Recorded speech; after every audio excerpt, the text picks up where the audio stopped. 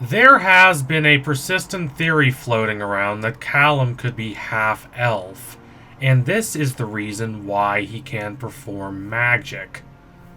Is this theory true? I'm not quite sure. It certainly isn't implausible. Humans are consistently in this world juxtaposed against magic. They cannot perform it, so they turn to dark magic. Callum, however, is a skilled mage, surprising Rayla, who had been conditioned to believe that strength is more valuable than anything else, and as such, Callum is nothing but a little weakling. There are several possible explanations for this. The first, and the one that I prefer, is that Callum's ability to do magic has absolutely nothing to do with his heritage.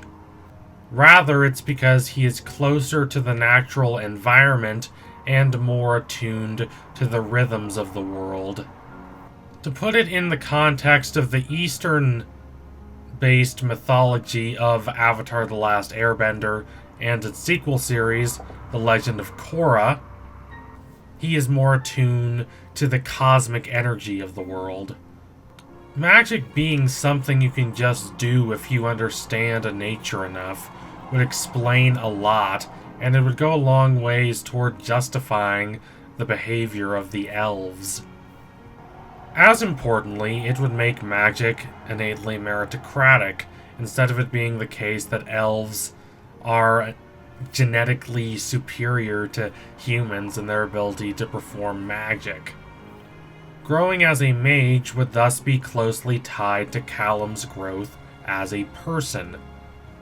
Conversely, if they do not do this, and instead decide that Callum's ability to do magic is just because he has an elven father, that would just further the idea that elves are superior to people. It would make the two main characters of the Dragon Prince an elf and a half-elf. While I do not want the show to take a 180-degree turn and suddenly decide that the elves are villainous instead of heroic, but it needs to try to strike a balance. The main topic of the show, as it were, is facilitating peace between elves and humans, and the form of the show would better reflect its ethos if the two main characters were, in fact, an elf and a human.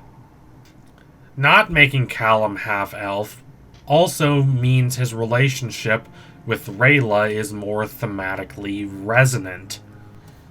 Rayla's character growth is about her understanding the limitations of the views she once held.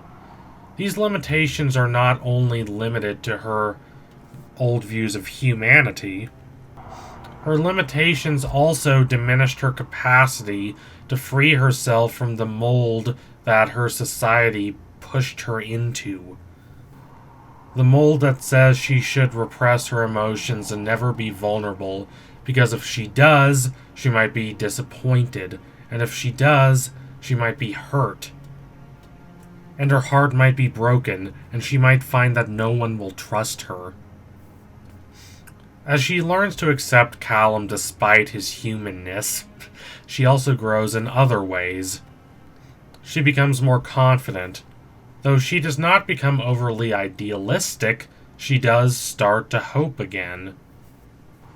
Maybe the world doesn't have to let you down, she starts to think. Or maybe it will, but maybe it doesn't matter because you have people to rely upon, people who will help you.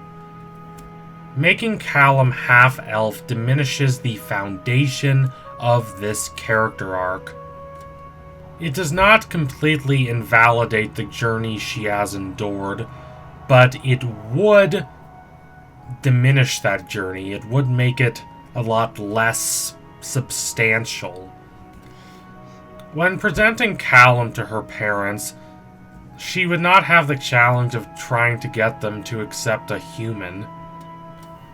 Instead, she could point out that he is half-elf, he has elven blood, and although this would not guarantee that they would accept him, it would make her work a lot easier. The same applies to when they free Runan from Viren's coins and have to convince him to accept the relationship between Callum and Rayla.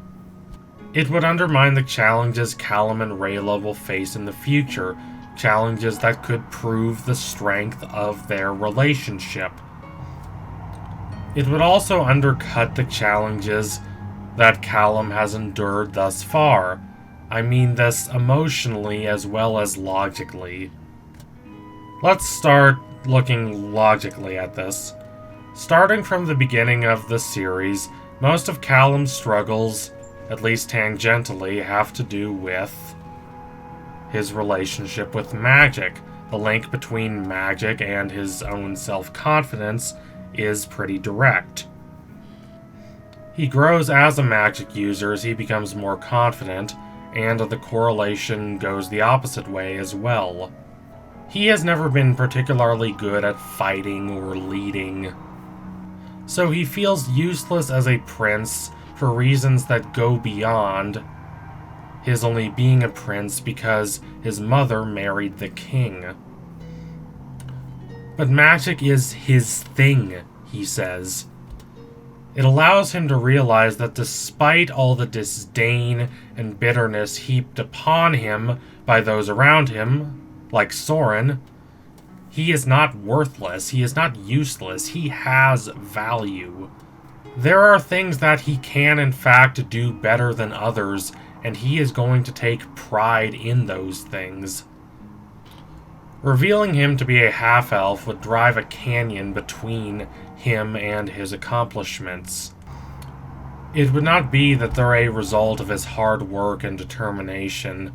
Rather, it would be that they're just a mystery that he needed to solve, a puzzle he needed to put together.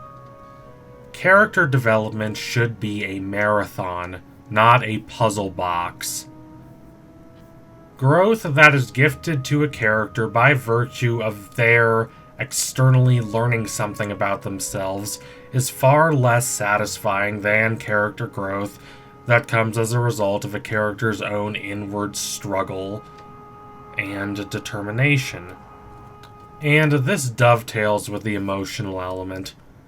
Now, I want to explain what I mean by this before I delve in. Reveals are supposed to shock you. They're supposed to stir you out of complacency and invite you to look at the world of the show in a different way. But after you do that, when you take a deep breath and examine the show from a more detached perspective, you're supposed to come to the conclusion that this makes sense, that it adds to the work, that the work is richer because of the reveal. That it would make a second watch more rewarding than the first, instead of undermining the ideas and ethoses that really drew you to the show in the first place. When this does not happen, the results can distance you from a show you loved. Now, of course, the go-to example for this in the modern era is Game of Thrones, and not wrongly so, but there's no real danger of the show going that far off the rails. What I'm more afraid of is the Steven Universe situation. Don't get me wrong, I like Steven Universe. It's an interesting and compelling show. But I do have quite a few problems with it, and the point where the show really lost me, or at least permanently diminished my enjoyment of it, is when it revealed that Rose Quartz is really Pink Diamond. I don't mean that it was not foreshadowed. It was, many times. But the reveal still left me unsatisfied because it completely undermined Pearl's story. And it paints the narrative the show told about the rebellion in a more negative light than I think the show really realizes. This is less of a case of a show expanding upon itself and more of a case of a show undercutting itself. The struggles the characters underwent in those early episodes, all framed in the terms of Rose Quartz and the gems rebelling against Pink Diamond, all that seems kind of hollow now. Now, even if you don't believe this about Steven Universe, I hope I've managed to communicate the general principle, and I hope that because of this you understand why I am concerned that the Dragon Prince could possibly go in a direction of doing this reveal and then having it completely undercut a lot of what the show has done up to this point. We're supposed to struggle alongside these characters, even on rewatches. That does not mean we should pretend that we don't know where the show is going to end up. What it does mean is that even when we do know, the narrative is still satisfying. And if the show reveals that Callum is just half-elf, then all those scenes of him struggling with his magical identity and trying to achieve something as being a human who knows magic, all of those scenes would be kind of underwhelming in retrospect. They'd all have this faint glimmer of hollowness to them.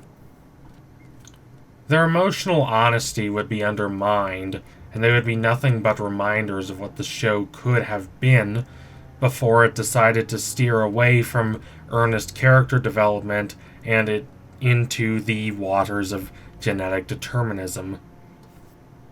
So thank you all for watching. If you liked what you saw today, don't forget to like, comment, and subscribe. Donate to my Patreon if you can, and you want to see more videos like this. Keep watching The Dragon Prince. It is a brilliant, thoughtful, and incisive show, and I dearly hope that it does not get cancelled. Cross your fingers. So tune in soon for my next analysis. It will be coming soon. Thank you all again. Adios, comrades.